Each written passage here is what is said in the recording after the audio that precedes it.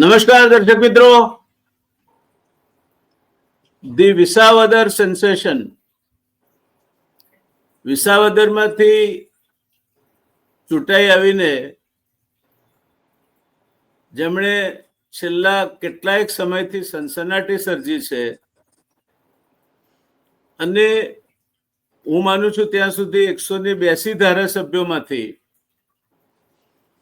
સૌથી વધારે ચર્ચામાં હોય એવા ધારાસભ્ય આજની તારીખમાં એ નથી મુખ્યમંત્રી, નથી ગૃહમંત્રી, નથી નાણામંત્રી, નથી બીજા કોઈ મંત્રી, નથી વિપક્ષના નેતા, પણ એ ધારાસભ્યનું નામ છે ગોપાલ ઇટાલિયા. પહેલી જ ઇનિંગ્સમાં મેડન સેન્ચુરી મારવા તરફ આગળ વધી રહેલા બેટ્સમેન નવા અનેક વિક્રમો નોંધાવે એવું એના ચાહકો ઈચ્છી રહ્યા છે.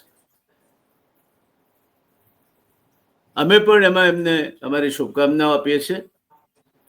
પહેલી વાર વિધાનસભામાં ગોપાલભાઈએ હાજરી આપી. વિચારતો હતો કે એના બીજા જ દિવસે એમની સાથે કાર્યક્રમ કરવો, પણ બંને પક્ષે વ્યસ્તતાઓ એના એક યા બીજી રીતે આડી આવીને આજે છેવટે ગોપાલભાઈનો સાક્ષાત્કાર દર્શક મિત્રો તમને કરાવવામાં અમે સફળ થયા છીએ. ગોપાલભાઈને આપણે આવકારીએ. હવે તો માનનીય ધારાસભ્ય શું છે એટલે આપણા સૌના પ્રતિનિધિ છે. અને દર્શક મિત્રો, આપનું પણ સ્વાગત છે. ગોપાલભાઈ, આપનું પણ સ્વાગત છે. સીધી વાત પર આવીએ ગોપાલભાઈ. તો આપે વિધાનસભા પહેલી વાર ધારાસભ્ય તરીકે ગૃહમાં બેસીને માણી. એવું નથી કે આપ વિધાનસભાથી પરિચિત નહોતા. આપ વિધાનસભાની કાર્યપદ્ધતિ, વિધાનસભાની બેઠક વ્યવસ્થા આ બધાથી પરિચિત છો હતા. પણ ગૃહમાં અધિકૃત રીતે એક ચૂંટાયેલ ધારાસભ્ય તરીકે, ગુજરાતના ધારાસભ્ય તરીકે વિસાવદરનું પ્રતિનિધિત્વ કરીને આપ બેઠા, એ આ ઘટના કેવી લાગી આપને?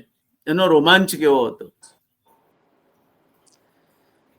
પહેલા તો વિસાવદર વિધાનસભાના સૌ નાગરિકોનો હું તો આભાર વ્યક્ત કરું છું કે એણે મને ગુજરાતની વિધાનસભાની અંદર શું ચાલી રહ્યું છે એ જોવા માટેનો પાસ કાઢી આપ્યો, અને એટલે હું નરી આંખે ત્યાં બેસીને જોઈ શક્યો. આમ તો સામાન્યમાં સામાન્ય નાગરિકના મનમાં ઉત્સુકતા હંમેશા રહેવાની કે વિધાનસભાઓમાં, લોકસભામાં શું ચાલે છે, કેવી રીતે ચાલે છે, કેમ છે, વગેરે વગેરે. અને એમાંય મારી જેવા અભ્યાસુ વ્યક્તિ કે જેને પહેલેથી થોડી ઘણી ખબર પડતી હોય, બંધારણ વાંચ્યું હોય, પ્રશ્નો વાંચ્યા હોય, 4-5 ધારાસભ્યોને રૂબરૂ મળી ચૂકેલા હોઈએ, ઝીણી મોટી ખબર પડતી હોય, એવા માણસની જિજ્ઞાસા 10 ગણી વધારે હોય કે હું જે જાણું છું એવું જ ત્યાં છે કે કંઈક અલગ પ્રકારનું છે. પણ હું ત્યાં ગયો તો કેટલીક વસ્તુઓ મને સારી લાગી અને કેટલીક વસ્તુ ખરેખર ચિંતાજનક લાગી. અને જે વસ્તુ ચિંતાજનક છે એમાંથી તબક્કાવાર રીતે હું અનેક બાબતો ગુજરાતની જનતાની સામે લાવવાનો કોશિશ કરવાનો છું. એમાંથી એક બાબત સામે લાવી છે જે તો હું કરીશ જ, કેમ કે વિધાનસભા છે એ જનતાનું મકાન છે, જનતાનું ત્યાં સ્થાન છે, સંસ્થા જનતાની સંસ્થા છે, કોઈ પક્ષની, કોઈ નેતાની કે કોઈ અધિકારીની નથી. પણ વાસ્તવિક રીતે વિધાનસભાને અડ્ડો બનાવી દેવામાં આવી છે. કોઈ પક્ષનો, કોઈ નેતાનો કે કોઈ 2-5 અધિકારીઓનો અડ્ડો હોય અને 100 વર્ષથી અડ્ડા ઉપર એમનો કબજો હોય, એવી રીતે ત્યાં કામ થઈ રહ્યું છે.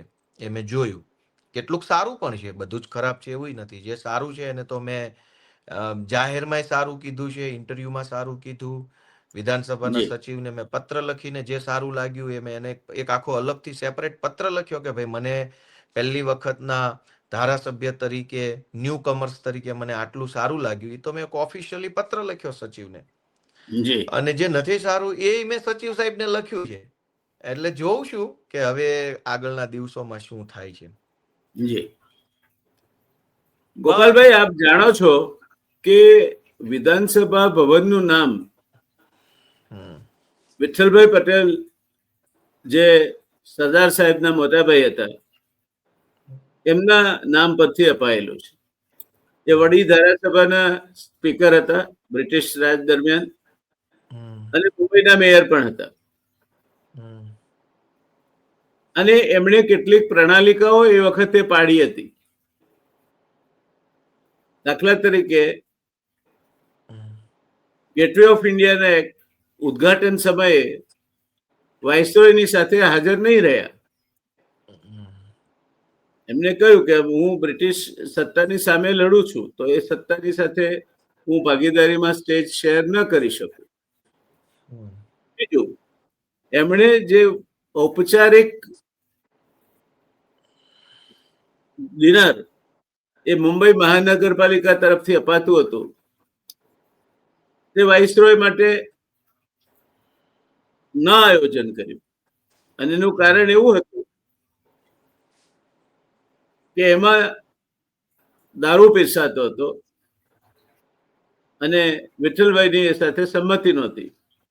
એટલું જ નહીં, પણ એ વખતે એમના સામે વિરોધ થયો તો એમણે રાજીનામું આપ્યું. પાછા ફરીથી એ જ ચૂંટાયા મેયર તરીકે અને ફરીથી ઠરાવ કરાવ્યો કે હવે કોઈ પણ સરકારી સમારંભોમાં દારૂ નહીં પીરસાય. એ વિઠ્ઠલભાઈના નામ પરથી તમારા વિધાનસભા ભવનનું નામ અપાયેલું છે, જેમની બેરિસ્ટર તરીકેની કારકિર્દી પણ અતિ રોમાંચક અને રોચક રહી છે અને બ્રિટિશરો સામે કાયદેસર રીતે ભીડવવામાં પણ એમણે ક્યારેય પાછીપાની કરી નથી. પૂર રાહતના કામમાં પણ આજે એક ગામનું નામ કરમસદ પાસે વિઠ્ઠલપુરા ગામ છે. તે વિઠ્ઠલભાઈએ પોતાના ફંડમાંથી રાહત કાર્ય કરીને એ આખા ગામને અતિવૃષ્ટિ દરમિયાન રાહત પહોંચાડી હતી. એટલે પોતાના મત વિસ્તાર પૂરતું જ નહીં, પણ ગમે ત્યાં તકલીફ હોય ત્યાં કામ કરવું જોઈએ, તે દાખલો એમણે બેસાડ્યો હતો. તો મારો સીધો પ્રશ્ન છે આપને, એ 182 સાથીઓ છો આપ બધા અધ્યક્ષશ્રી સાથે, આમાંથી કેટલા ને આપણે વીર વિઠ્ઠલભાઈ વિશે 10 પ્રશ્નો પૂછ્યા હોય તો 10 માંથી 5નો સાચો જવાબ આપી શકે? વ્યાસ સાહેબ, એમાં મૂળ પ્રશ્ન એ છે કે 10 પ્રશ્નનો સાચો જવાબ આપી શકે એવા ધારાસભ્યો કેટલા છે એ મૂળ પ્રશ્ન નથી. મૂળ પ્રશ્ન એ છે કે 10 પ્રશ્ન જ કોને ખબર છે કે વિઠ્ઠલભાઈ વિશે પૂછવું હોય તો 10 પ્રશ્નો કયા હોઈ શકે? પેલા કોણ પૂછશે 10 પ્રશ્ન?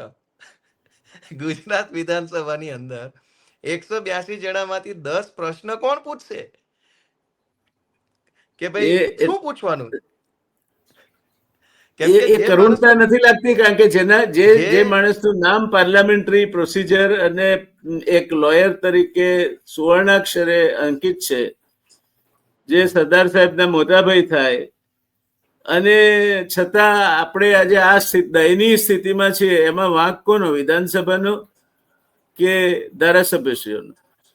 હવનો વાંક છે આમાં. તો બધાનો હૈયારો જ ગણવો પડે ને, કોઈ એક વ્યક્તિ ઉપર આપણે ઢોળી ન દેવાય. કેમ કે વિઠ્ઠલભાઈ પટેલ જે છે એ સંસદીય કાર્ય પ્રણાલીના ઇતિહાસના એવડા મોટા વિદ્વાન વ્યક્તિ હતા કે એને જો ગુજરાતમાં કોઈને એની ખબર ન હોય તો એમાં સૌની સહિયારી ક્ષતિ આપણે માનવી જોઈએ. વિધાનસભાની, ધારાસભ્યોની, જનતાની, લોક ચળવળકારોની, બધાની થોડીક સહિયારી ક્ષતિ માનવી પડે.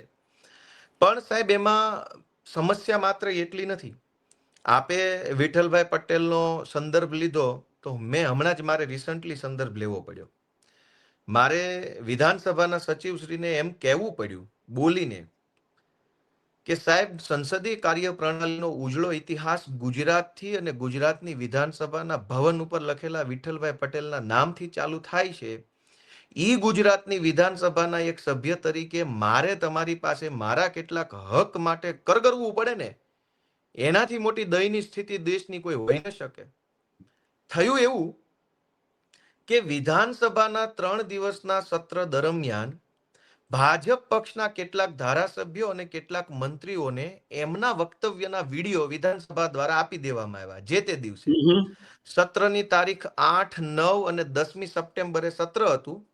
કેટલાક ધારાસભ્યોને 8 તારીખનું વક્તવ્ય 8 તારીખે મળી ગયું, કેટલાકને 9 વાળું 9 તારીખે મળી ગયું, કેટલાકને 10 તારીખનું વક્તવ્ય 10એ મળી ગયું, અને કેટલાકને 8, 9, 10 દરમિયાન આપેલું વક્તવ્ય 11, 12, 13, 14, 15 કોઈ પણ તારીખે વક્તવ્ય મળી ગયું. કોઈને 2 મિનિટનો વિડીયો મળ્યો, કોઈને 10 મિનિટનો વિડીયો મળ્યો, કોઈને 7 મિનિટનો વિડીયો મળ્યો. ઇન શોર્ટ, ભાજપના તમામ ધારાસભ્યો કે મંત્રીઓને પોતે આપેલા વક્તવ્યનો વિડીયો વિધાનસભા સચિવાલય દ્વારા આપી દેવામાં આવ્યો. જે તે ભાજપના ધારાસભ્યો અને મંત્રીશ્રીઓએ પોતાના ફેસબુક ને સોશિયલ મીડિયામાં વિડીયો મૂક્યો અને કહ્યું કે મેં ગુજરાતની જનતા માટે આમ બોલી ગયો, તેમ બોલી ગયો. ગોપાલ ઇટાલિયાએ પણ વિધાનસભાના સભ્ય તરીકે સચિવશ્રીને 2 વખત અલગ અલગ સમયે પત્ર લખ્યા. અધ્યક્ષશ્રીને એક પત્ર લખ્યો અને પાછળથી સચિવશ્રીને એક પત્ર લખ્યો. અલગ અલગ સમયે કુલ 4 પત્રો લખ્યા અને મેં કીધું કે મેં આ તારીખે, આ સમયે, આ વિષય ઉપર મારું વક્તવ્ય રજૂ કર્યું છે, મને એનો વિડીયો આપો. તો સંસદીય કાર્ય પ્રણાલિકાઓ અને વિધાનસભાના નિયમો ને આ નિયમ ને પેલો નિયમ ને ફલાણું ને આવું બધા રેફરન્સીસ લઈ આજ દિવસ સુધી, આ હું જયારે તમારી સામે અત્યારે ચર્ચા કર્યો ત્યાં સુધી મને મારા વિડીયો નથી આપ્યા. તો મેં વિધાનસભાના સચિવ સાહેબને યાદ કરાવ્યું કે સાહેબ, આપણે અહીંયા બેઠા છીએ એ જનતાના ગુડ ફેથમાં બેઠા છીએ, અને ઉમાશંકર જોશીએ જેમ કીધું છે એમ કે ભલે રચો ગગનચુંબી ઇમારતો, પણ ભૂખ્યા જનોનો જઠરાગ્નિ જાગશે ત્યારે આ તમારા ખંડેરોની ભસ્મ કરીને હાથમાં. બરાબર.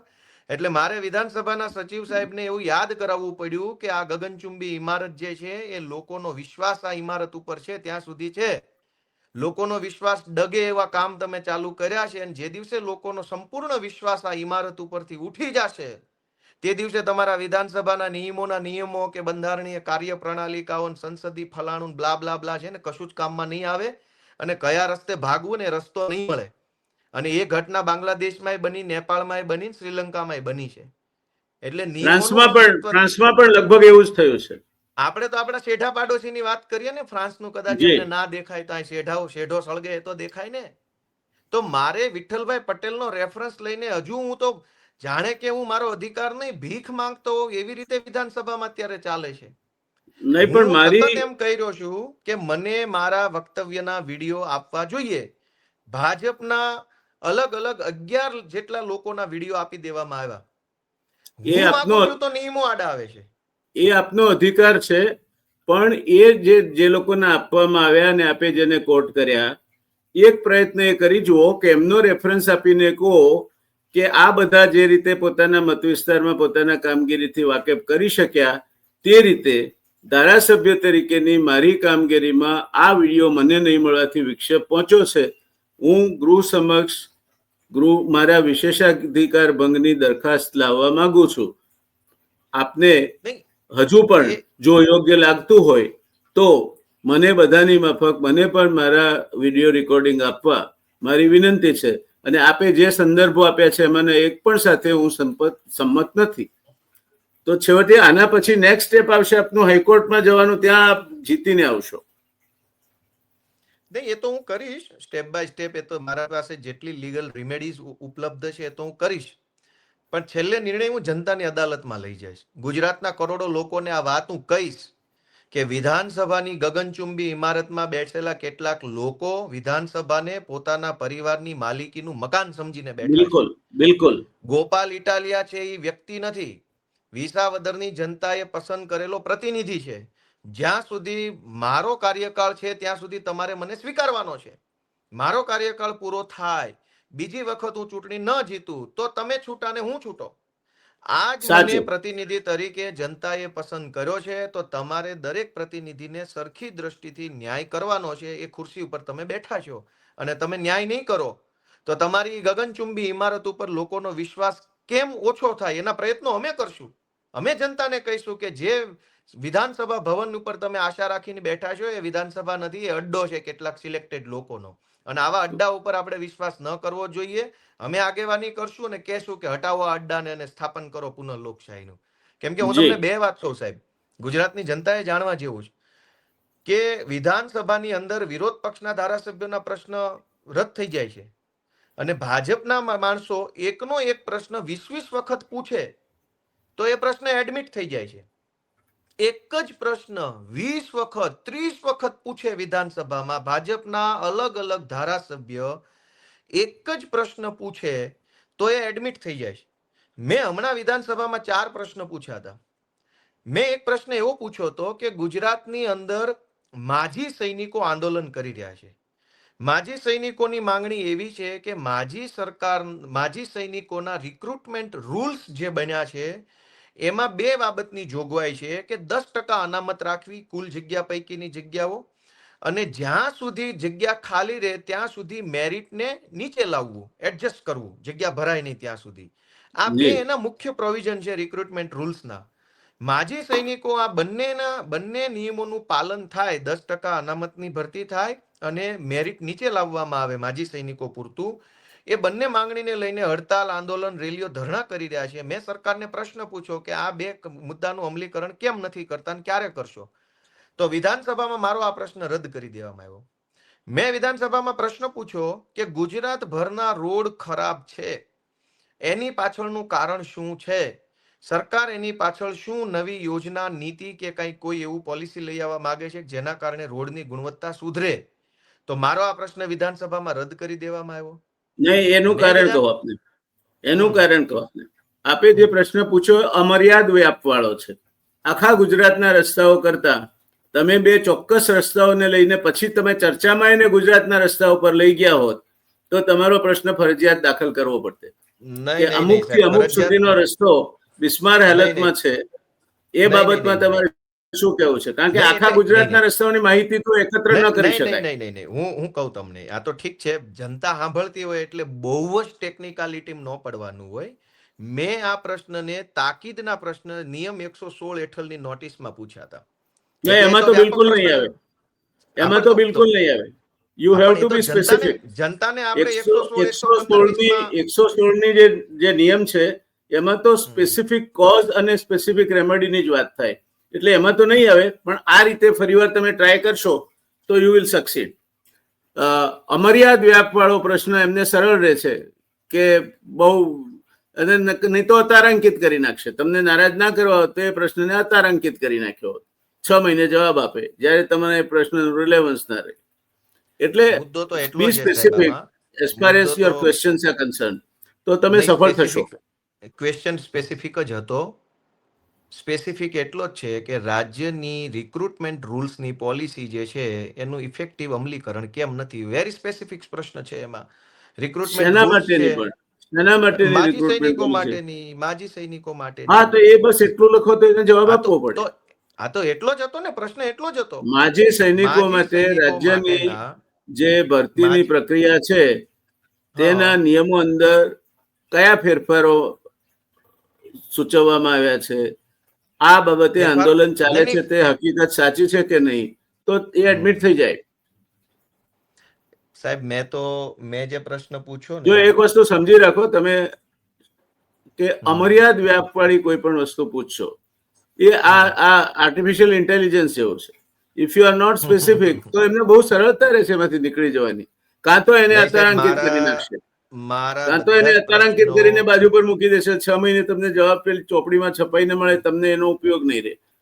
એના કરતા સ્પેસિફિક પ્રશ્ન પૂછી અને પછી તમે એને તમારે જે ઓપ આપવો હોય તે તરફ લઈ જાઓ. બધા જ પ્રશ્નો highly targeted, pin point specific પ્રશ્નો જ હોય છે હંમેશા માટે. કેમ કે હવે એટલું તો ભગવાને મને ઘડ્યો છે કે હું મભમ વાત ન હોય મારી.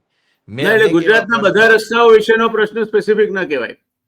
નહીં, એ પ્રશ્ન સ્પેસિફિક એટલે જાહેર તાકીદનો પ્રશ્ન હતો. એમાં તો આવે જ નહીં. એમાં તો આવે જ નહીં. જાહેર તાકીદની અગત્યની બાબતમાં તો આવે જ નહીં, કારણ કે રસ્તાઓ ગુજરાતના રોડ રસ્તાઓ ટાઈમ ડેમેજ થાય છે. ધારો કે તમારો એક પુલ તૂટી પડ્યો, તમારો એક પુલ આજે તૂટી પડ્યો છે, તો તમે વિધિન 2 or 3 days જાહેર તાકીદની અગત્યની બાબત તરીકે લઈ શકશો. તો ગુજરાતમાં 12 પુલ તૂટી પડ્યા એ જાહેર અગત્યની બાબત તરીકે નહીં આવે.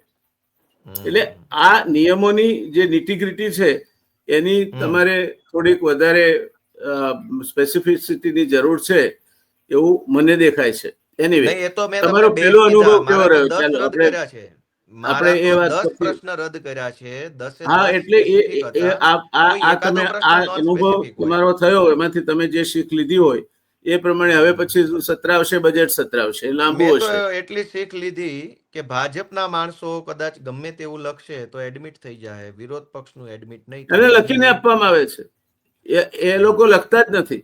એમણે તો કોરા, એ ગુલામો કરતા ખરાબ સ્થિતિ, બદતર સ્થિતિ છે એમની, કે કોરા ફોર્મમાં સહી કરવાની હોય છે અને દંડકની ઓફિસમાં સહી કરીને ફોર્મ આપી દેવાના. પ્રશ્નો દંડકની ઓફિસમાં લખાય છે. બરાબર. એ તો એટલે મને ખબર છે. એમના ધારાસભ્ય તરીકેનો અધિકાર પણ એ તો ગુમાવી બેઠા છે. એટલે એમનો તો દાખલો લેવા જેવો જ નથી. હાલ એમની દયા ખાવા જેવી છે, દાખલો લેવા જેવો નથી. ચાલો આપણે પાછા ફરી મૂળ વાત પર આવીએ. તો પહેલો અનુભવ કેવો રહ્યો તમારો? સારો રહ્યો, ઓલમોસ્ટ સારો. આપણે નજીકથી ગૃહને, ગૃહની કાર્યવાહીને, બધા ધારાસભ્યોને ઊભા થઈને બોલતા જોઈએ તો આપણને લાગે કે શું થઈ રહ્યું છે, કેવી રીતે થઈ રહ્યું છે. પણ એક બાબત મારા નજરમાં આવી કે લગભગ ભાજપના બધા જ ધારાસભ્યો અથવા મંત્રીઓ અપવાદને બાદ કરતા લગભગ બધાએ સ્ક્રિપ્ટો વાંચવા સિવાય કોઈની પાસે કોઈ કામ નથી અથવા કોઈ હક નથી. એવો કોઈ ધારાસભ્ય હક પોતાના નથી ને મરજી કામ મુજબ નથી, બંને સાચી વસ્તુ છે. કોઈ ધારાસભ્ય પોતાના મરજી મુજબનું ભાષણ વિધાનસભાની અંદર નથી કરી શકતા. દરેકના હાથમાં એક સ્ક્રિપ્ટ છે. સ્ક્રિપ્ટની બહાર એક પણ શબ્દ કોઈ બોલી શકતું નથી. અપવાદ રૂપે કોઈ 2 વાક્ય 4 વાક્ય કોઈ કદાચ બોલી જાય ફ્લોમાં, પણ કોઈ આખું ભાષણ મૌલિક રીતે કોઈ બોલે, પોતાના જ વિચારો રજૂ કરે, એવું ત્યાં શક્ય નથી ને એવી કોઈને સત્તા નથી. એટલે માનો કે વિધાનસભામાં લાઈવ બેસીને કોઈ પણ વ્યક્તિ આખો દિવસ બેસે અને ભાજપના મંત્રી કે ધારાસભ્યના ભાષણ સાંભળે એટલે સાંજ સુધીમાં એ વ્યક્તિને ખબર પડી જાય કે આખું સ્ક્રિપ્ટેડ હાલે છે. એ ટુ ઝેડ વસ્તુ સ્ક્રિપ્ટેડ, બધું જ સાચી વાત છે. હું સંમત છું એની સાથે. એ એટલે હવે આપનું જે અવલોકન છે એની સાથે હું સંમત છું. એટલે અને એનો અર્થ એવો થયો. એમાં જ ભારતીય જનતા પાર્ટીના ધારાસભ્યોની બિનઅસરકારકતા ઊભી થઈ છે. અને આજે ભારતીય જનતા પાર્ટીના ધારાસભ્ય પાર્ટીના નામે ચૂંટાય છે, પોતાના નામે મોટાભાગના નથી ચૂંટાતા. એ પાછળનું કારણ ગોપાલ ઇટાલિયા એક વ્યક્તિત્વ છે કે જે પોતાના વ્યક્તિત્વ 50% પાર્ટી અને જનતા એ રીતે ચૂંટાય છે.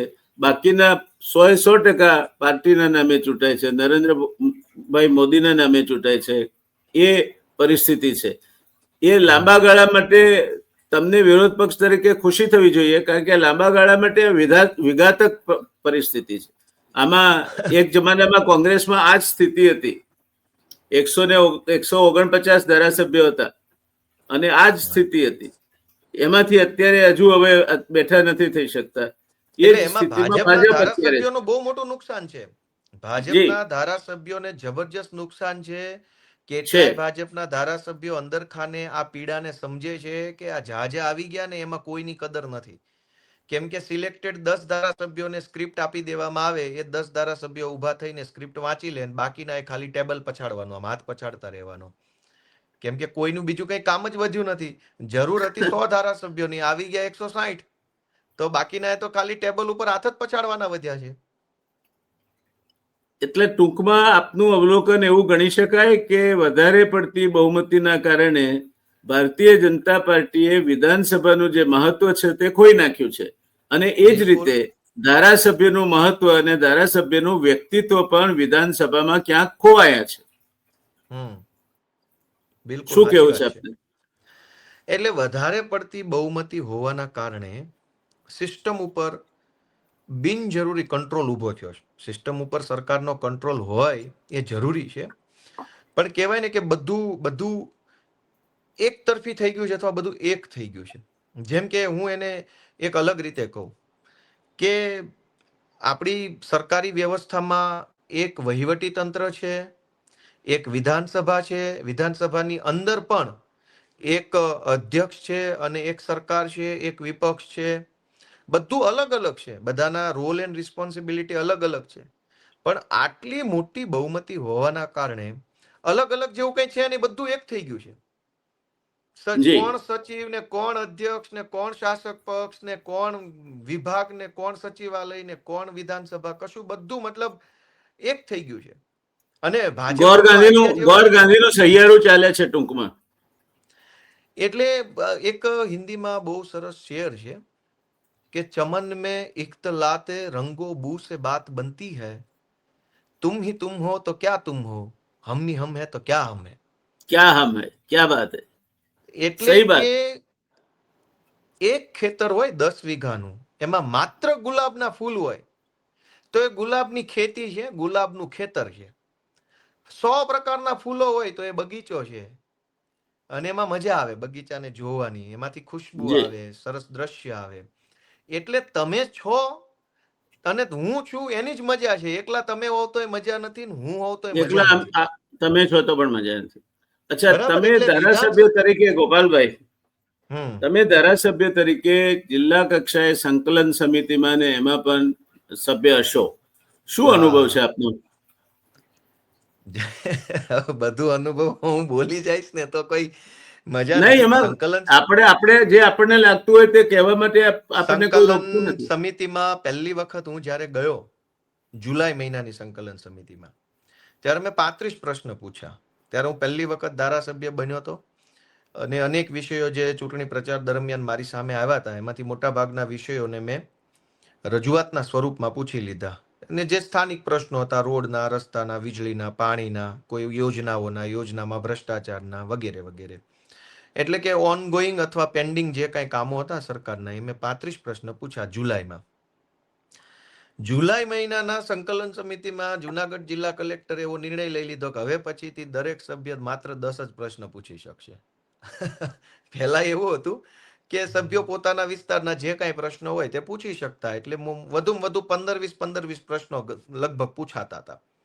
હું પહેલી વાર આવ્યો 35 પૂછ્યા. બીજી વખત તો 35 મારી પાસે વધે નહીં, કેમ કે કઈ દર મહિને 35 પ્રશ્નો પેદા નથી થવાના, પ્રશ્નો ઘટતા જાય જેમ પૂછતા જઈએ એમ. એટલે મારા પ્રશ્નો ઘટીને 15 કે 8-10 આવે ત્યાં સુધી કલેક્ટરે રાહ જોવાના બદલે એક તરફી નિર્ણય કરી નાખ્યો કે હવે 10 જ પ્રશ્નો પૂછી શકાશે. નહીં, એ ઓગસ્ટ મહિનામાં કલેક્ટરના તો અધિકાર બહાર આવતી વસ્તુ છે. આ નિર્ણય લેવાનો હોય તો પણ એ વિધાનસભાના પરામર્શમાં રાજ્ય સરકારના આયોજન સચિવે લેવાનો હોય અને દરેક જિલ્લામાં સરખી રીતે એનો અમલવારી થવી જોઈએ. કારણ કે એક જિલ્લામાં કલેક્ટર 10 પ્રશ્નો કરે એલાવ, એકમાં 5 કરે, એકમાં 25 કરે, તો એક સરખી દરેકને ટ્રીટમેન્ટ મળતી નથી. એટલે જે કલેક્ટરે કર્યું છે તે ખોટું છે. આ નિર્ણય લેવાનો એને અધિકાર નથી. આ નિર્ણય લેવાનો અધિકાર આયોજન સચિવને છે અને આયોજન સચિવે આ નિર્ણય લેવાનું કારણોસર વિધાનસભાના પરામર્શમાં રહીને આ નિર્ણય લેવો જોઈએ. એટલે વિધાનસભામાં પછી એવું થયું, જિલ્લા સંકલનમાં ઓગસ્ટ મહિનાની તો સંકલન સમિતિની બેઠક થઈ જ નહીં. અને જુલાઈ પછી ઓગસ્ટની ના થઈ. સપ્ટેમ્બર મહિનાની બેઠક આ વખતે હમણાં થઈ. 3 વખત ટલ્લે ચડી. પહેલી વાર જે તારીખ હતી રીસ્કેડ્યુલ થઈને બીજી આવી, બીજી રીસ્કેડ્યુલ થઈને ત્રીજી આવીને અલ્ટિમેટલી 26 તારીખે હમણાં સંકલન સમિતિની બેઠક થઈ. એ વખતે હું જરાક બીજા કાર્યક્રમમાં ઓક્યુપાઈડ હતો એટલે નહોતો ગયો. અને હવે ઓક્ટોબર મહિનાની સંકલન બેઠક જોઈએ ક્યારે આવે છે, અને એના માટે મેં મારા જે કાંઈ પૂછવા લાયક પ્રશ્નો હોય એ મોકલી આપ્યા છે ઈમેલ દ્વારા, અને એનું કન્ફર્મેશન એ પીઆરઓ તરફથી મળી ગયું છે કે પ્રશ્નો મળેલ છે. એમ જોઈએ હવે. બરાબર. પણ મોટા ભાગે વ્યાસ સાહેબ ટૂંકમાં એમાં મારો અનુભવ ત્યાં પણ પાર્ટીસાન અપ્રોચ છે. ત્યાં પણ સરકારી તંત્રનો જે અભિગમ છે તે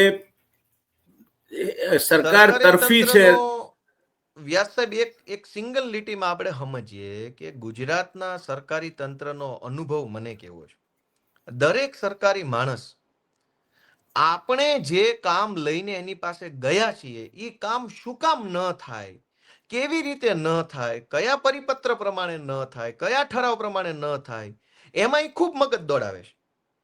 આ નહીં કેમ થાય ને એના માટે તમને ખૂબ બ્રેન સ્ટોર્મિંગ કરશે, એટલું બધું માઇન્ડ એપ્લાય કરશે કે ગોપાલભાઈ ઇટાલિયા અથવા ગામના રમેશભાઈ છે એ જે કામ લઈને આવ્યા છે શું કામ નહીં થાય. તો સરકારનો 1985 નો પરિપત્ર, 1885 નું પરિપત્ર, 1975 નું આ જાહેરનામું ગમે ત્યાંથી લઈ આવશે. કામ કરવા માટે એને 1 મિનિટે નથી બગાડવી. કામ ન કરવાના પરિપત્ર અને ઠરાવ શોધવામાં બધું જ કરે છે. હવે કેટલું પરિવર્તન આવ્યું છે ગોપાલભાઈ, કેટલું પરિવર્તન આવ્યું છે એનો એક દાખલો આપો. હું અધિકારી હતો ત્યારે મારું પહેલું બ્રીફિંગ હતું. ભાઈલાલભાઈ કોન્ટ્રાક્ટર મંત્રી હતા. અમારું બ્રીફિંગ પતી ગયું પછી મંત્રી તરીકે એમણે એવું કહ્યું અમને કે રાજકારણ જે કંઈ કરવાનું છે અમે કરીશું, તમારી પાસે અમારા પક્ષના અથવા વિપક્ષના અથવા કોઈ પ્રજાના અથવા અન્ય કોઈ પ્રશ્ન લઈને આવે અને પ્રજાની હાડમારીને લગતો વ્યાજબી પ્રશ્ન હોય તો તમારે ઉકેલી નાખવાનો, આ અભિગમ હતો. જ્યારે અત્યારે અભિગમ એ છે કે તમે કેમ શેના માટે ગોપાલ ઇટાલિયાને સહકાર આપો છો, તમને કઈ રીતે ક્રેડિટ ના મળે, તમારી ડિસ્ક્રેડિટ કઈ રીતે થાય, તમારા કામ કઈ રીતે નહીં થાય, એ અભિગમ અત્યારની સરકારનો છે. આ સંપૂર્ણપણે બિનલોકશાહી અભિગમ છે. પણ હકીકત છે કે આ અભિગમ કમનસીબે આટલા લાંબા સમયથી સરકાર ચાલી એમાં પ્રજા તરફની જવાબદેહી એને ખોઈ નાખી છે. એટલે એ જે કરે છે તે સાચું છે એમ માનીને આજે આપને અનુભવ થયો એવો અનુભવ અમને વિરોધ પક્ષના ધારાસભ્ય તરીકે નથી થયો. અને હું તો અધિકારી હતો ત્યારે આવું અમારા મંત્રી ચોખ્ખું કહેતા કે અમારે જે કરવાની છે રાજકારણ અમે કરીશું, તમારે કોણ લઈને આવે છે પ્રશ્ન એ જોવાની જરૂર નથી. પ્રશ્ન વ્યાજબી છે અને પ્રજાને મુશ્કેલી પડે છે, આડમારી પડે છે, તો એના ઉકેલ તરફ તમારે આગળ વધવાનું છે. એના માટે અમારા તરફથી ક્યારેય પૂછવામાં નહીં આવે. નહીં કરો તો પૂછીશું. આ અભિગમ આખો બદલાયો છે. છેલ્લા હું જે વર્ષની વાત કરું છું 1975 નું વર્ષ હતું. 50 વર્ષમાં આ અભિગમ નોર્થ પોલ થી સાઉથ પોલ પહોંચ્યો છે. ને આપ હા એટલે આપ એ ફાલ છો કે જેને કોઈ સહકાર આપવો જ નહીં એવું સરકારી તંત્ર નક્કી કરીને બેઠું છે. હું તમારી વ્યથા સમજી શકું છું. એનો રસ્તો નીકળશે, એમાં વ્યથા શું નહીં નીકળશે. આમાં એવું છે કે દરેક વસ્તુનો અતિ સર્વત્ર વર્જેત, અતિરેક બધો ચાલતો નથી. એટલે એનો રસ્તો નીકળશે. પણ અત્યારે પ્રજાનું કામ નથી થતું. તમને દુઃખ, તમારું પોતાનું કામ તો છે જ નહીં. તમે જે મથો છો, મેં જોયું છે તમારા મોટા ભાગના પ્રશ્નો, હું તમને ફોલો પણ કરું છું. એમાં તમારા પ્રશ્નો કોઈ તારા અંગત પ્રશ્નો તો હોતા જ નથી, પ્રજાના પ્રશ્નો છે. તો એ નથી ઉકેલતા તો કોને નુકસાન થાય છે? પ્રજાને નુકસાન થાય છે. હવે શાળાનો ઓરડો તમારા મત વિસ્તારમાં બંધાય તો એમાં એકલા તમારા આમ આદમી પાર્ટી વાળાના જ બાળકો ભણવાના છે એવું તો થવાનું નથી. એમાં ભારતીય જનતા પાર્ટી વાળાના બાળકો ભણશે અને કોંગ્રેસ વાળાના ભણશે. તો આ સામાન્ય પ્રજાહિતના કામોમાં પણ આ સરકાર વાલા દવલાની નીતિને અનુસરે છે. એ જે તમારો અનુભવ છે એ દુઃખદ છે. આ નહીં થવું જોઈતું હતું પણ અત્યારે થાય છે. એ તમારા મતદારોએ પણ ખ્યાલમાં રાખવું જોઈએ કે મારા ધારાસભ્યને આ રીતે આ લોકો ગુંગળાવે છે. એ મતદારોએ પણ ખ્યાલમાં રાખવું જોઈએ. અને બીજા મતદારોએ ખ્યાલમાં રાખવું જોઈએ કે ધારાસભ્યને જે માન સન્માન જળવાવું જોઈએ, જે વ્યાજબી પ્રશ્ન લઈને જાય, પ્રશ્ન તો ઉકેલ થવો જોઈએ, તે થતો નથી. ચાલો, તમે વિધાનસભાની કોઈ સમિતિમાં સભ્ય છો? નથી. કેમ? એ તો રાખે તો રહેવાનું ને. નહીં, તમને તમારો અધિકાર છે. પ્રપોર્શનેટલી કોઈ પણ સમિતિમાં તમારા 5 કે 7 ધારાસભ્યો હોય તો તમે દરેક સમિતિમાં એકાદ સભ્યને રાખવા જોઈએ એમણે. એટલે અમારી પાર્ટીના બીજા સભ્યો છે ને, પણ હું નથી. અચ્છા, તમે નથી, પાર્ટીના બીજા સભ્યો છે. હા, પાર્ટીના તો છે. તો તમારા જેવા એનલાઇટન માણસે કોઈ સારી સમિતિમાં રહેવા માટે પ્રયત્ન કરવો જોઈએ. એનાથી પણ ઘણો ફરક પડે છે, કારણ કે સમિતિનું વાતાવરણ આખું જુદું હોય છે. પણ સમિતિમાં અમને રાખે નહીં ને. નહીં, ગમે તે સમિતિમાં રાખે. તમને કહું, કોઈ સમિતિ વિધાનસભાની, મને એક વખતે વિપક્ષમાં તો ત્યારે બજેટ સમિતિમાં મૂકેલો, અંદાજપત્ર માટેની સમિતિ. પ્રાથમિક દ્રષ્ટિએ જેવું લાગે કે આ તો સાવ નિર્દોષ સમિતિ છે. એ સમિતિ ઉપરથી આખા નાણાં ખાતાના વહીવટ ઉપર કાબુ મેળવી શકાયો કે કેટલો ખર્ચો થયો, કેમ વધારે થયો, કેમ ઓછો થયો, કેમ બજેટ વપરાયું, કેમ ના વપરાયું, ક્યારે મંજૂરી માંગવામાં આવી, ક્યારે ના માંગવામાં આવી, અંદાજ 100 રૂપિયા નતો તો 125 રૂપિયા ખર્ચો કેમ થયો. ઘણું બધું થઈ શકે. એટલે એ નિરાશામાં નહીં રહેતા. વિધાનસભાની એક પણ સમિતિ, એક જ સમિતિ એવી છે જેમાં તમે કઈ ઉકાળી શકતા નથી. એ સભ્યોની હાજરી માટેની સમિતિ. એમાં કઈ કરવાનું હોતું નથી. એ તમારે ભાડા ભથ્થા લેવા માટેની સમિતિ છે. બાકી ખાસ કઈ એમાં કામગીરી કરવાની હોતી નથી. બાકી કોઈ પણ કમિટી એવી નથી કે જેમાં કઈ ઉપયોગી કામ ના થઈ શકે. અને તમારા જેવા યુવાન અને જાણકાર વ્યક્તિને તમારે પક્ષે પણ કોઈ સારી સમિતિમાં સ્થાન મળે એ માટે તમારે દંડકે પણ કહેવું જોઈએ. વિધાનસભાના જે સત્તાધારી પક્ષના દંડક છે એની સાથે સંપર્કમાં રહીને આ ગોઠવવું જોઈએ. તો સરવાળે એ તમારા હિતમાં છે અને પ્રજાના હિતમાં પણ છે. તમે હવે આખા ગુજરાતના ધારાસભ્ય છો. એ વાત સાથે સંમત છો? ધારાસભ્ય તો એમાં ડિફોલ્ટ રીતે આખા ગુજરાતના જ હોય છે. નહીં, એટલે તમે કોઈ પણ પ્રશ્ન ગુજરાતને લગતો હોય તો એમાં ચર્ચામાં ભાગ લઈ શકો છો. ગુજરાતમાં ક્યાંય પણ કોઈ ઘટના બનતી હોય તો તમે પ્રશ્ન પૂછી શકો છો. બરાબર છે. તો એ પ્રકારના કોઈ પ્રશ્નો પૂછવા માટેની તૈયારી આ વખતે બજેટ સત્રમાં તમારી ખરી? તૈયારી ખરી ને, ખૂબ તૈયારી છે. હું તો બધું લખું છું, ફાઇલ બનાવું છું, નોટ કરી રાખું છું. રોજે રોજના છાપાઓમાં, સોશિયલ મીડિયામાં જે કાંઈ વિષયો એવા આવ્યા હોય એને હું નોંધ કરી રાખું છું. એમાં મારી પસંદગીના જેટલા વિષયો હોય, સરકારની અંદર તો માનો કે 100 વિષય હોય, મારી પસંદના 5 જ વિષય હોય કે જેની ઉપર હું પોલિટિકલી અને સામાજિક રીતે કામ કરવા માંગતો હોય, તો હું મારી પસંદના વિષયોમાં ગુજરાતભરમાં શું ઘટના બને છે, બીજા રાજ્યોમાં શું ઘટનાક્રમ છે, એ વિષયો ઉપર કાયદાઓ કેવા છે, પોલિસીઓ કેવી છે, સરકારની એક્શન શું છે, દુર્ઘટના કેટલી, તો એની ઉપર હું ફોકસ કરું. જે મારા રસના વિષયો હોય, દાખલા તરીકે અમારી પાર્ટી શિક્ષણ આરોગ્ય ઉપર પ્રાધાન્ય આપે છે, તો હું મારા મનથી શિક્ષણ આરોગ્ય ઉપર ફોકસ કરતો હોઉં. બીજું, ખેતી સાથે સંકળાયેલ ક્ષેત્રનો હું ધારાસભ્ય છું, તો ખેતી અને ખેડૂત રિલેટેડ કંઈ પણ બાબત હોય તો એની અંદર હું ફોકસ કરતો હોઉં કે ભાઈ ભવિષ્યમાં મારે જ્યારે બોલવાના આવશે ત્યારે હું આટલા વિષયો ઉપર અભ્યાસ કરીને જઈશ. તો એ તો હું મારી આંતરિક બહુ સાચું છે. બધા આખા બધો જ વિશાળ વિસ્તાર પર તો કઈ થઈ શકે નહીં. એના કરતા આપણે સિલેક્ટિવ બની અને એના ઉપર કોન્સન્ટ્રેટ કરીએ તો વધારે સારું. હવે આપણે ખેતીની વાત કરી તો હમણાં કપાસની આયાત ઉપરની, એટલે રૂની આયાત ઉપરની જે આયાત જકાત નાબૂદ કરી છે અને બરાબર એ જ ટાણે આવકો શરૂ થઈ છે નવા કપાસની. તો એ બાબતમાં ડિસેમ્બર સુધી 50 લાખ ઘાસડીનો સ્ટોક છે અત્યારે. વધતા આ નાબૂદીના કારણે આયાતી કપાસ આવશે તો ખેડૂતોની શું પરિસ્થિતિ છે અત્યારે?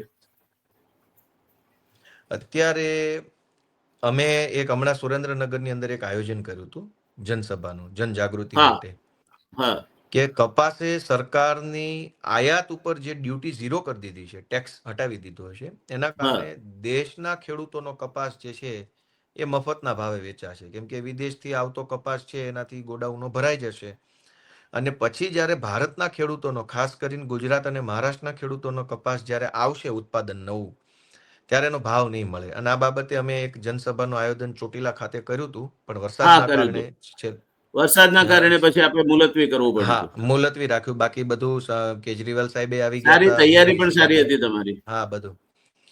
એટલે સરકાર જે છે ને, અત્યારે ચણામાં પણ એવું છે, ચણાની અંદર પણ આયાતની અંદર ટેક્સ ઘટાડ્યો છે, ડ્યુટી ઘટાડી છે. એટલે વિદેશથી જે કાંઈ પણ ચણા હશે એ ભારત દેશમાં આવી જશે અને ભારતના ખેડૂતના ચણા વેચાશે નહીં. તો સરકાર જે છે એ અત્યારે મોટા માફિયાઓ જે હોય છે, અનાજ માફિયાઓ, એ ચણાના માફિયા હોય કે કોટન માફિયા હોય અથવા મોટા ઇન્ડસ્ટ્રીયાલિસ્ટો હોય કે જેની રો મટીરિયલની રિક્વાયરમેન્ટ હોય, એની સાથે સંકલન કરી અને એને પોસાય, એને ફાયદો થાય એવી પોલિસીઓ એવા નિર્ણયો લઈ લે છે.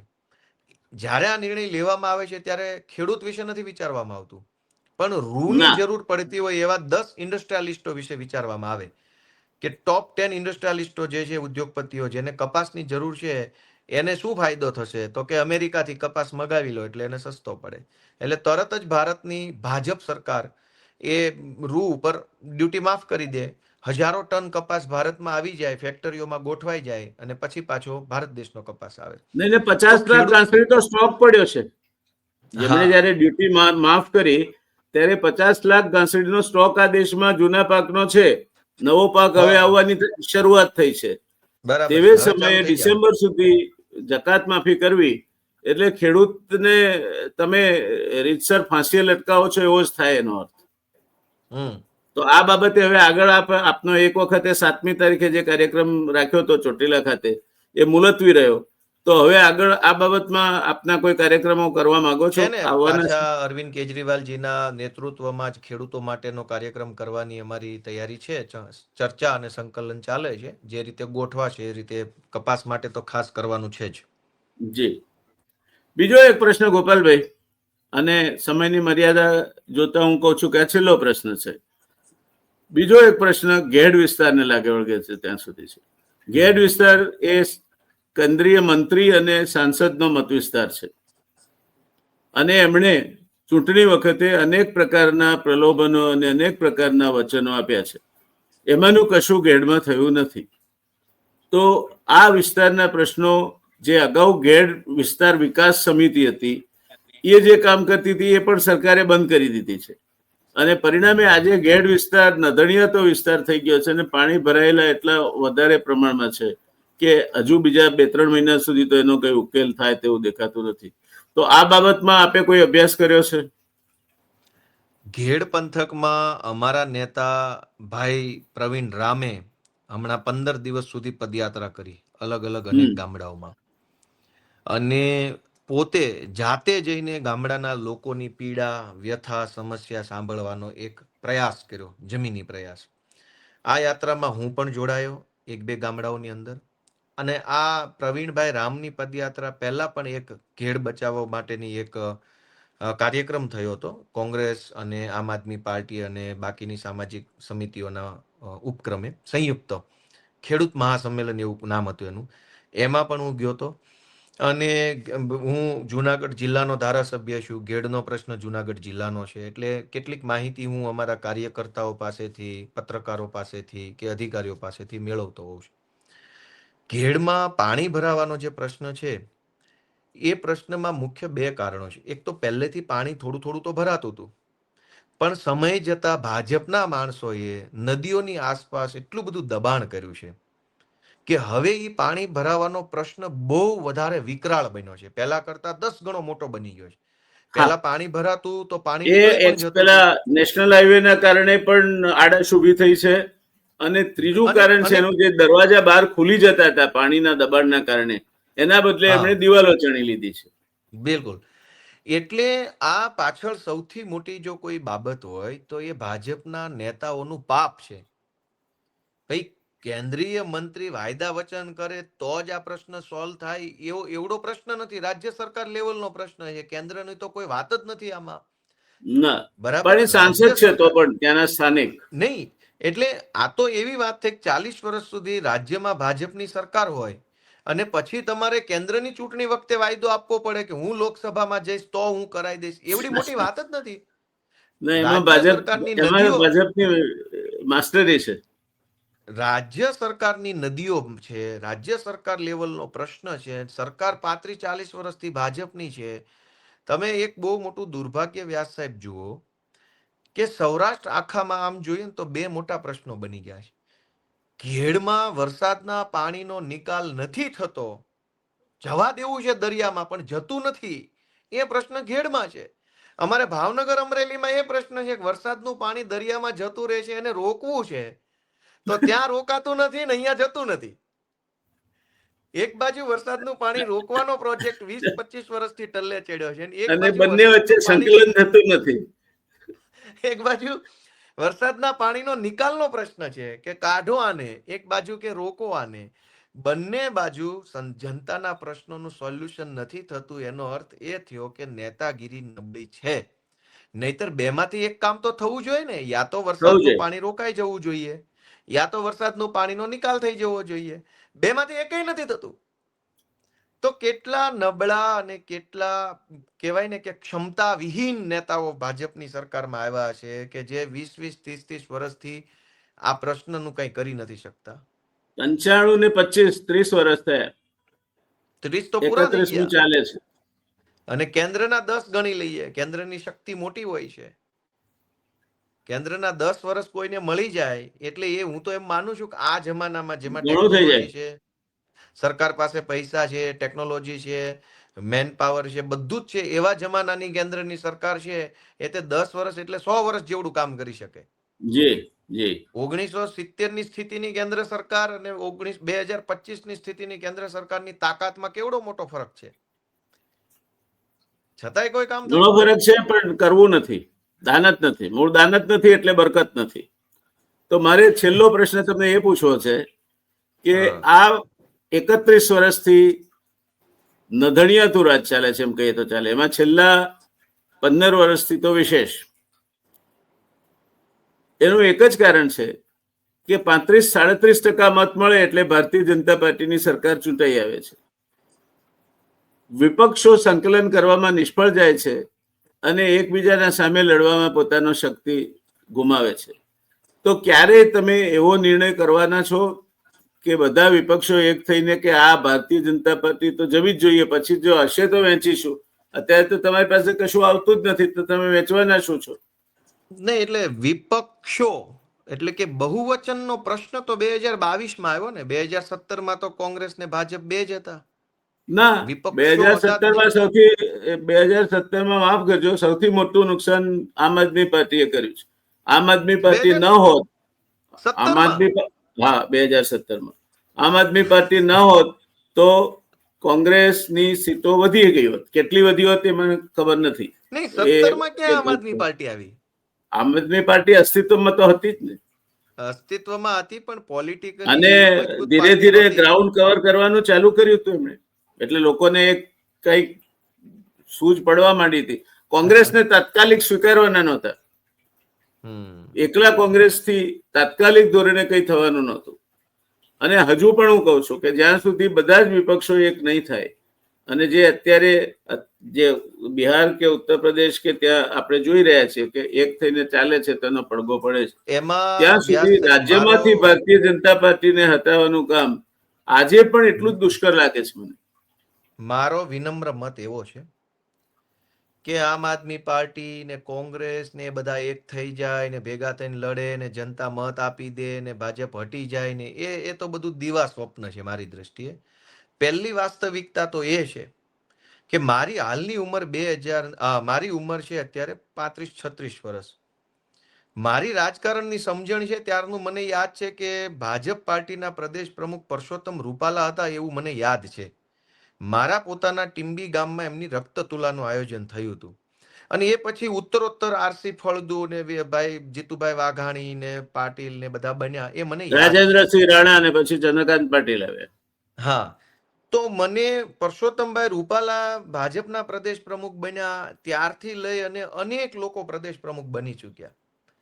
એ જ સમયગાળામાં કોંગ્રેસમાંથી કુલ 5 વ્યક્તિઓને એના એ જ પરિવાર, એના એ જ ઘર, એના એ જ વ્યક્તિઓ પ્રદેશ પ્રમુખો બને છે. કોંગ્રેસ પાર્ટીમાં ભાજપની અંદર જથ્થાબંધ ધારાસભ્યો બદલાયા, મંત્રીઓ બદલાયા, બધું જ નવું નવું આવતું ગયું. જૂનું જ્યાં ગયું ત્યાં એ એમની પાર્ટીનો વિષય છે. જનતા માટે નવું નવું આવતું ગયું. ઇન્ટરેસ્ટ ટકો, નવું આવે તો રસ ટકે, જૂનું આવે તો રસ ઉતરી જાય. કોંગ્રેસમાં આજથી 30 વર્ષ પહેલા જે ધારાસભ્યો હતા એમાંથી તે અત્યારે ધારાસભ્યો છે. આજથી 30 વર્ષ પહેલા જે નેતા હતા એ જ આજે નેતા છે. ત્યારે જે મોટા હોદ્દેદારો હતા એ જ આજે હોદ્દેદારો છે. એમના સંતાનો. થાય છે શું કે હું તો ગોપાલ ઇટાલિયા નાની હસ્તી છે વ્યાસ સાહેબ. ગુજરાતની જનતા આ બધું એ વાત સાચી તમારી, પણ આ આપનું એનાલિસિસ સુધારવાની જરૂર છે, ઘણી સુધારવાની જરૂર છે. કારણ કે કોંગ્રેસમાંથી સાગમટે માઇગ્રેશન કરીને ભાજપમાં ગયા છે. એ જે ભાજપે જે પાપ કર્યું છે એના ફળ હવે ભોગવવાના છે. હવે જો તમે બધા જ વિપક્ષો હજુ પણ અંદર અંદર છરી ચપ્પા ફેરવતા રહેશો તો તમારી ફ્યુચર આ જ રહેશે. તમે પ્રશ્નો પૂછતા રહેશો, તમારા પ્રશ્નોના જવાબ નહીં મળે, જિલ્લા આયોજનમાં કોઈ તમને સાંભળશે નહીં. આ સ્થિતિ, અને તમે કહો છો ના થાય, મેં આ સ્થિતિ ઉલટાવાતી જોઈ છે. કોંગ્રેસની 149 સીટ હતી હું જયારે પહેલી ચૂંટણી લડ્યો તેના પહેલાની વિધાનસભામાં, અને ભારતીય જનતા પાર્ટી ને જનતા દળ ગુજરાત ચીમનભાઈનું બે ભેગા થઈને સમજૂતીથી ચૂંટણી લડ્યા હતા. અને પહેલી વાર એક બિન કોંગ્રેસી સરકાર, બાબુભાઈ જસભાઈની સરકાર આવી જે સંસ્થા કોંગ્રેસની હતી, એ પછી પહેલી વાર પૂર્ણકાલીન 1990-91માં ભાજપની સરકાર ને જનતા દળ ગુજરાતની સરકાર આવી. ચાલી નહીં, 11 મહિના ચાલી, પછી એ તૂટી પડી. પછી કોંગ્રેસની સરકાર, ચીમનભાઈ આખા બધાને લઈને કોંગ્રેસમાં ગયા, અને એ પછી 1995 થી પછી ભાજપની સરકાર આવી. ભાજપમાં પણ ભાજપે તમને ઇનફ તક આપી હતી, કારણ કે ભાજપ તૂટ્યું. ભાજપમાં જે ખાજુરાઓ એટલે ખજુરિયા મજુરિયા અજુરિયા થયું, શંકરસિંહજી આવ્યા, દિલીપ પરીખ આવ્યા, સુરેશ મહેતા આવ્યા. 2-3 વર્ષમાં 3 મુખ્યમંત્રી બદલાયા. પછી કેશુભાઈ આવ્યા, કેશુભાઈને પણ જવું પડ્યું. એટલે 2001 સુધી કઈ ભાજપની સ્થિતિ પણ આવી હખડદખડ જ હતી. નરેન્દ્ર મોદી આવ્યા ને એક હતું શાસન એમણે શરૂ કર્યું, અને સામે આ જે આખી સરકારી તંત્રની નીતિ બદલાઈ. કે વિપક્ષનું કામ કરવાનું જ નહીં. જે કંઈ કરીએ છીએ સરકાર જ કરે છે, નરેન્દ્રભાઈ જ કરે છે, બીજું કોઈ નહીં. ત્યાર એવું પછી આ અભિપ્રેત છે. પરિવર્તન આવ્યું છે. એટલે આનો તોડ તમારે ક્યાંક વિચાર કરીને કાઢવો પડશે એવું મને લાગે છે. નહીતર 35, 37, 40% મત તો હજુ તેમની પાસે 5 એમ છે. એક એમની મેમ્બરશિપ, બીજું મશીનરી સરકારની એમના માટે કામ કરે છે તે, ત્રીજું મશીન, ચોથું એ એમની જે મસલ પાવર, આખી મસલ પાવરની જે આખી ગૂંથણી છે તે, અને પાંચમું મની. આ 5 એમ પર કામ કરતી પાર્ટી છે. એને કઈ રીતે તમે પહોંચશો તે તમારા જેવા યુવાનોએ વિચારવું છે. આજે એ ચર્ચાનો વિષય નથી એટલે આપણે એને આગળ ખેંચતા નથી, પણ મજા આવી ગોપાલભાઈ. તમારી સાથેનો ધારાસભ્ય થયા પછીનો પહેલો સાક્ષાત્કાર અત્યંત રસપ્રદ રહ્યો. તમારા જેવા વધારે ને વધારે ધારાસભ્યો આવે અને સફળ થાય તો ગુજરાતની, દેશની આવતીકાલ ઉજળી છે. એમાં વ્યક્તિગત સ્વાર્થ કશું જ નથી. પણ તમે કોઈ પણ પક્ષમાં વધારે યુવાનો આવે, સક્ષમ માણસો આવે, બોલતા થાય અને પાર્ટીની ખોટી ડિસિપ્લિનમાં દોરાયા વગર પ્રજાના પ્રશ્નો રજૂ કરી અને અવાજ ઉપાડતા થાય, તેમાં સરકારનું ભલું છે, કારણ કે વહીવટીતંત્ર ઉપર એનો કાબુ આવશે. એ થાય એવી મારી આપને શુભકામનાઓ છે. આપ સફળ થાઓ અને મળતા રહીશું આપણે. થેન્ક યુ સાહેબ, ખૂબ મજા આવી આજે. ધન્યવાદ ધન્યવાદ. અને હાર્દિક શુભકામનાઓ. Thank you. ધન્યવાદ.